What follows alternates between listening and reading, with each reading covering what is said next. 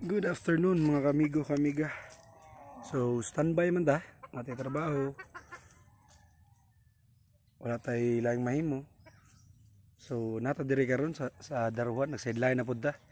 Second day ni sa tuang pagpanlimpyo diri sa tuang palibot kay grabe ka libon nya.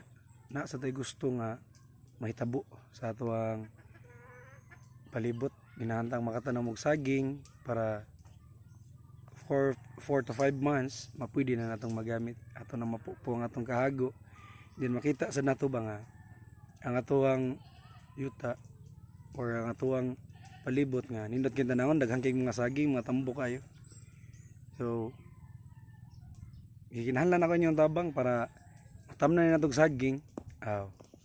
Matik like, share and subscribe sa atong page para nanatay makuan pohon atuan ning kalingawan.